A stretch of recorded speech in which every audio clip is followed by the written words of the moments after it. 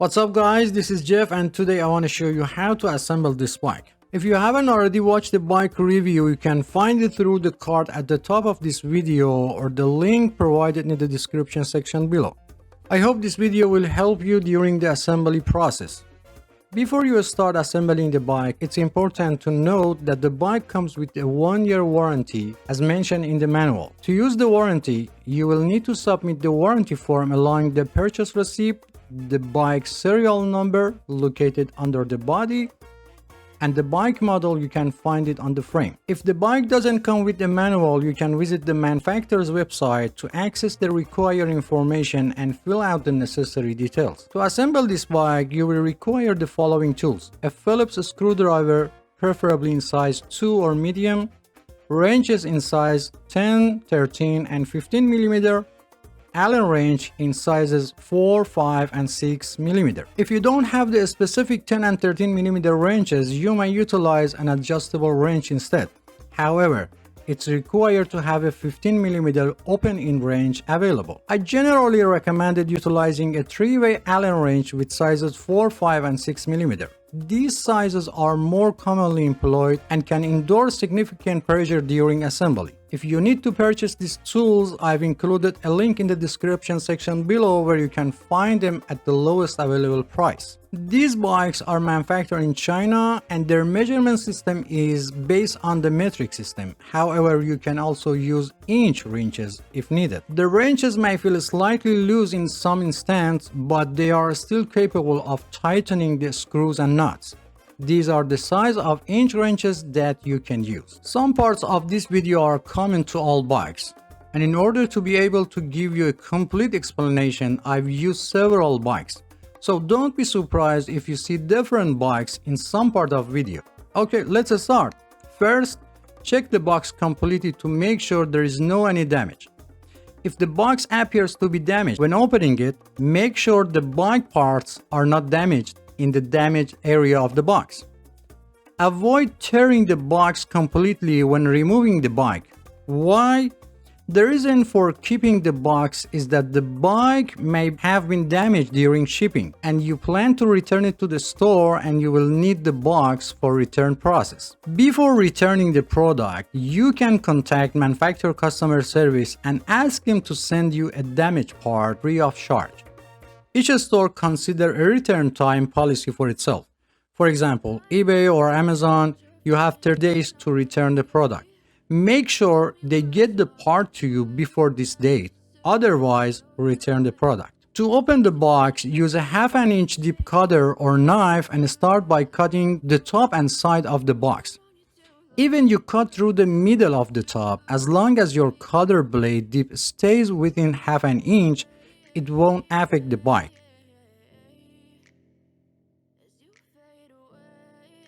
After opening the box, visually inspect the internal components including the wheels, front fork, rear derailleur, and handlebar to make sure they are free of any damage.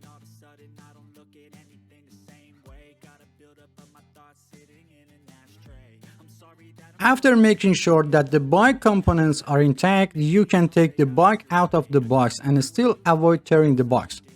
To safely remove the bike, it's recommended to bend your knees slightly and place the box vertically and start taking the bike out in a slow and controlled manner. Pay attention to your posture. Do not put in too much pressure on your back to avoid muscle cramp. After removing the bike from the box, do not forget to check the inside of the box completely and do not throw away until you finish assembling the bike. Many times it happened that a small screw or nut was still hidden inside the box, even under the flaps.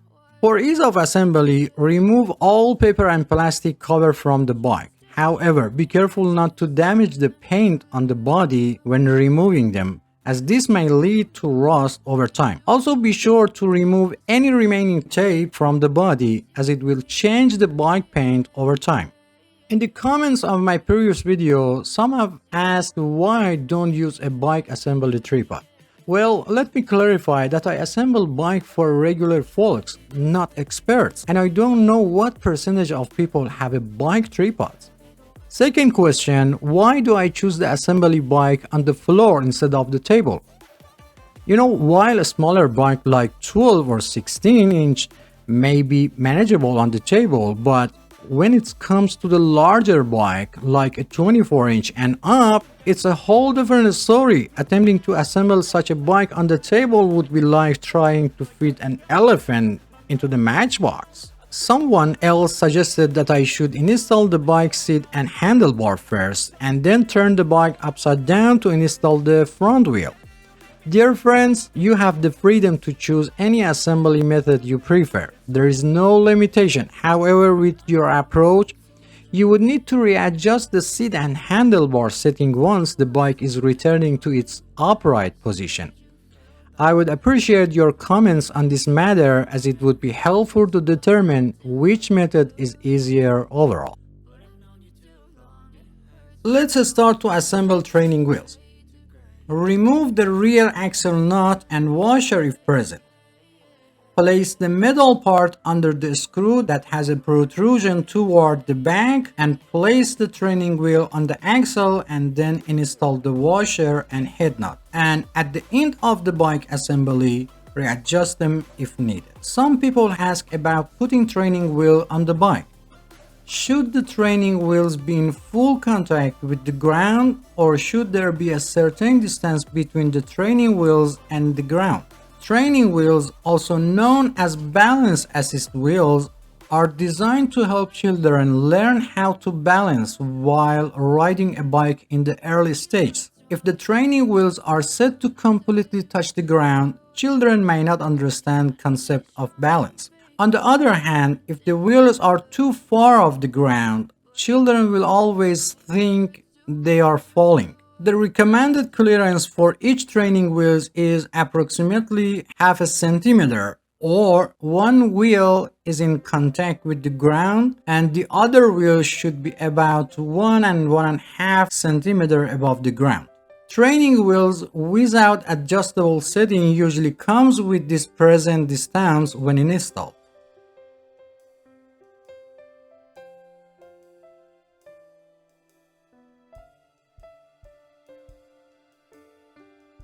To determine the correct direction, turn the fork so that the brake system is facing forward. If present, remove the plastic piece from end of the fork.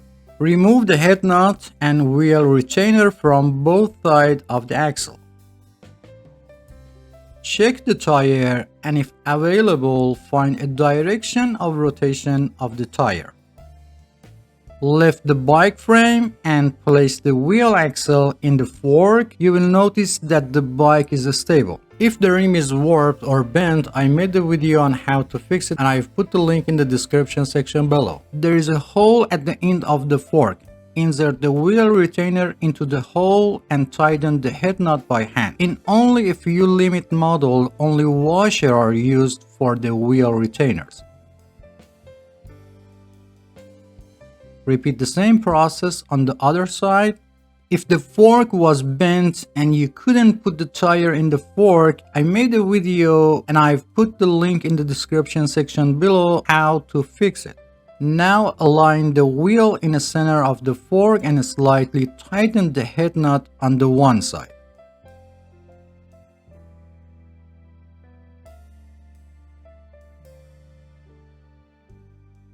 Tighten the nut slightly on the other side, and finally tighten the head nut on each side completely. And don't forget to check the alignment of the wheel during the process. Install the front pegs on both sides of the bike and regardless of the right or left direction. Use a screwdriver to tighten the pegs securely.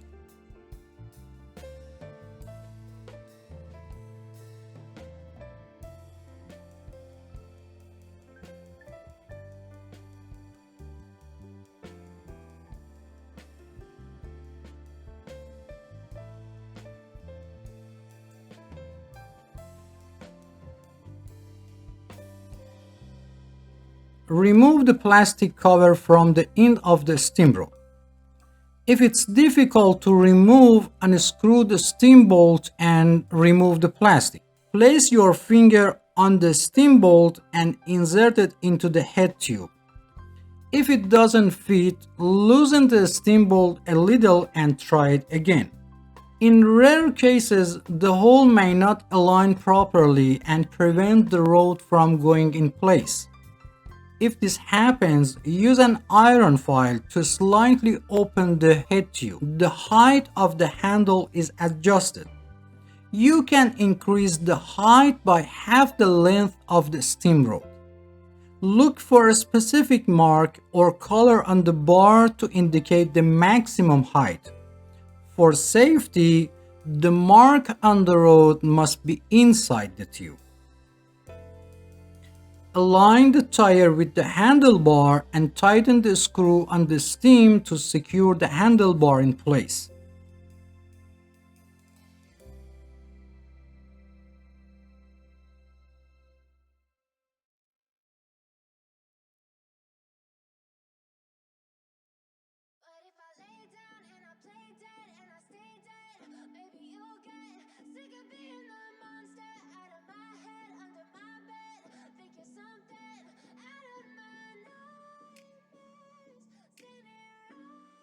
If the brake levers are loose, install them in line with the handlebar or at the 20-degree angle downward from the handlebars. Sometimes you hear a cracking sound while tightening the screw. This is normal and don't worry. I can feel the sweat inside my palm. Play with me like cats and a string. You don't understand the pain it brings. You don't ever wanna give me wings. On 99% of bikes, the brake lever adjustment screw is often found next to the brake handle. You might wonder about purpose. Sometimes people with a smaller hand, especially children, find it difficult to reach and hold the brake handle properly. In such case, you can adjust the screw to reduce the distance between the brake handle and the handlebar grips.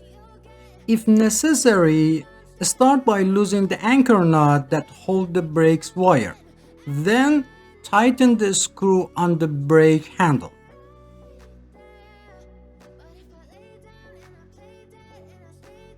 As you do this, you will notice that the brake handle moves closer to the handlebar grip and reducing the distance between them. It's important to note that this adjustment doesn't affect the overall performance of the brake system, and you can always revert it back to its original state if desired. Loosen the anchor nut that's holding the brake cable.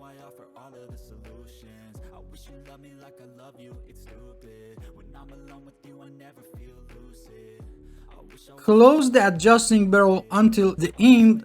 Align the groove of the adjusting barrel with the groove of the brake handle. Release the wire slightly and insert the head of the wire into the hole of the brake handle. Pass the wire through the grooves.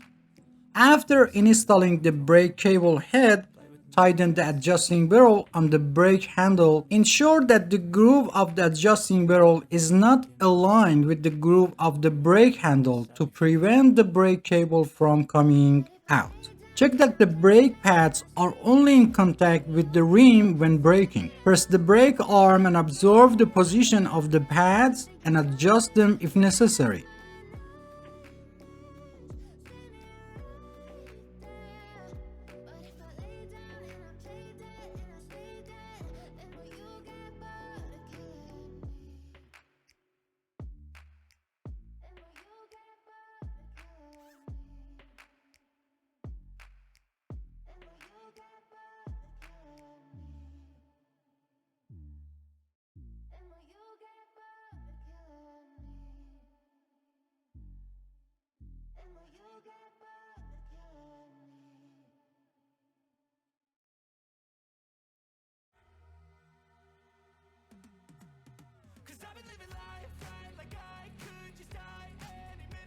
To adjust the tension of the brake cable, press both brake arms with 2 fingers and loosen the anchor nut.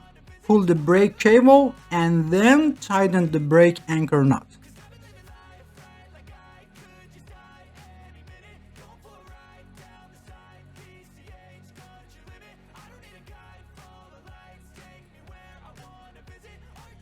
If both brake arms do not move together and you want to adjust them, you'll need the special tools or a narrow 14 spanner. Put the special wrench inside the two spring rings behind the brake arms and turn it a little in the direction that the arm doesn't move so that both arms move together, or use narrow 14mm spanner. Do this several times until both arms move together. If after adjusting the arms return to original position, slightly tighten the knot behind the front brake system. Even if only one arm moves, the braking system will still working properly. Test the brake by moving the front wheel and pressing the brake lever to make sure it's properly adjusted.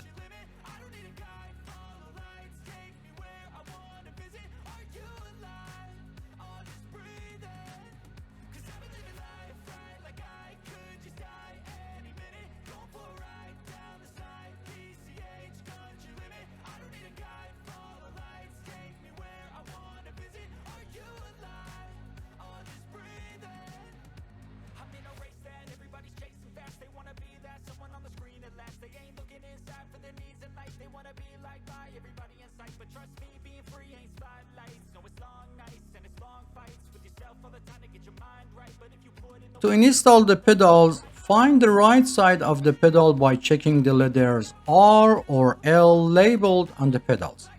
If there is no label, look for engraved letters on the bottom of the metal part. If the chain has came off the sun wheel or sprocket, reinstall it by placing it on the sprocket with your thumb and turning the pedal once.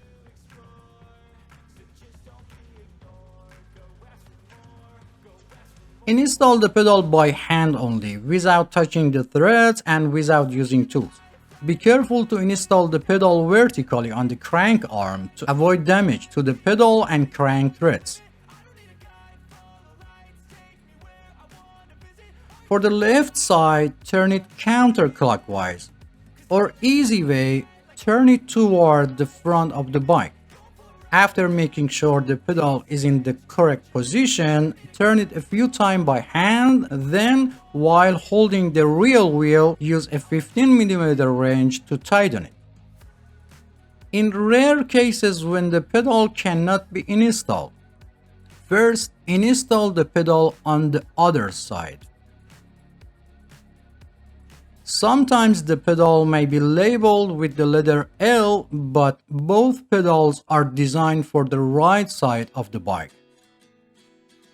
If it's not installed on the opposite side, go back and install the pedal from the inside of the crank arm in the opposite direction to the rear of the bike. This is done when the pedal or crank thread is damaged. And reversing the installation direction will help rebuild the thread paths for proper installation. Also, if the pedal installed in this position, then you know you have selected the right pedal.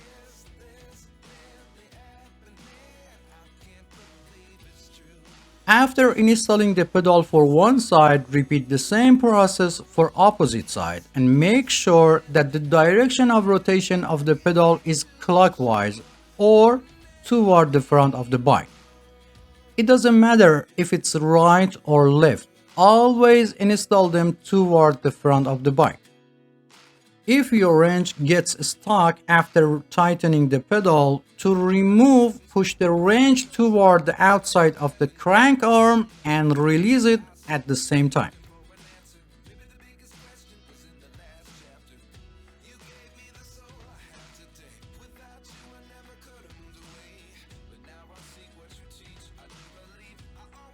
If the seat reflector is loose, use a Phillips screwdriver to tighten the reflector screw until it cannot move. Make sure the reflector is level and positioned correctly, and be sure not to over tighten the screw as it might break the reflector. I recommended installing the reflector close to the seat lock after adjusting the seat height. Note that I'm mounting the reflector close to the seat for minimal height. Open the quick release seat post lever and place the seat post in the desired position. While holding the quick release seat post nut with one hand, turn the quick release seat post lever a few times with the other hand until it feels tight. Close the quick release seat post lever regardless of height and direction of the seat and test the movement of the seat. If the seat still moves, open the quick release seat post lever. While holding the quick nut, rotate the lever one full turn and test again. Repeat this step until the seat stops moving. After the seat is secure, open the quick release seat post lever and adjust the height and direction of the seat and close the quick release seat post lever.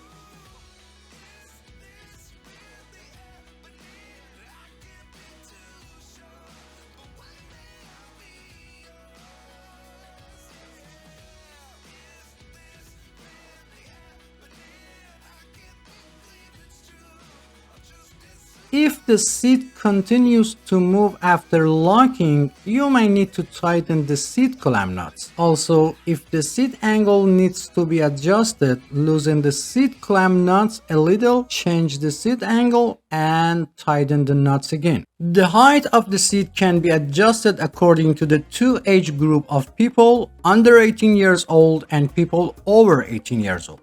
It's important to keep in mind that the body continues to grow until about 18 to 25 of age and then growth slows down. For children under 14, it's recommended to buy a slightly larger bike to accommodate their future growth and choose the right size for people over 18 years old. It should be noted that the age alone is not a determining factor and body size and proportion are more important. Some people may be 10 years old but have the same body size as a 13 years old. For bikes with training wheels, it's enough for children's toes to touch the pedals and they can turn them. For bikes without training wheels, the seat height is considered appropriate if toes can touch the floor while sitting on the seat, or one foot should be firmly on the ground while the heel of the other foot is flat on the pedal, or one foot should be on the ground while the toes on the other foot are placed on the pedal and the foot is slightly bent. If for any reason the seat post falls into the seat tube, turn the bike upside down and gently tap the bike body to remove the seat post. Another solution to prevent the post from falling inside the seat tube is to install the seat post alone first and then attach the seat. This eliminates the possibility of the seat post falling into the pipe during the installation. At the end, it's necessary to check the work done and make sure that all bolts and nuts are properly tightened. When inflating tires, some people inflate the tire to the amount of air indicated on the tire. However, it's important to note that the value displayed on the tire represents the maximum air pressure that the tire can withstand. For most bikes, the recommended air pressure is between 25 to 35 psi. In another way, after inflating to 20 psi, sit on the bike to check the tire pressure. If the tire is not fully inflated, increase the amount of the air. Remember, the weight of the cyclist determines the amount of the tire inflation. To inflate the tire, first remove the valve cap and then put the air pump head on it. Sometimes this is difficult because by pressing the tube valve, the valve goes inside. If the tire is slightly inflated, first deflate it completely. Press your thumb on the back of the valve and place the air pump head on it. Inflate the tire halfway and make sure the tire is still on the rim. If part of tire pops out, release some air pressure, put the pops out area back inside the rim and reinflate it again.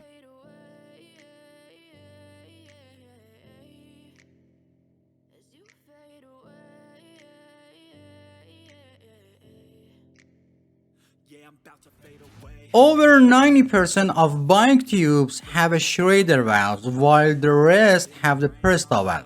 For Presta valve, you either need an air pump that supports this type of valve or you need a converter to conversion Presta valve to Schrader valves. To inflate the Presta model, first tighten the nut holding the valve on the rim, then remove the valve cap and open the nut above the valve all the way.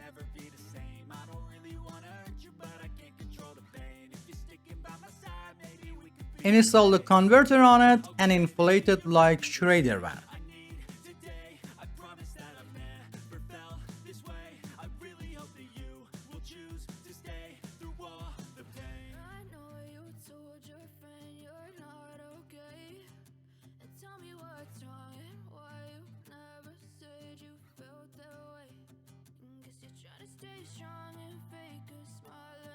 After inflating, first remove the air pump head, then remove the converter and close the nut above the valve again.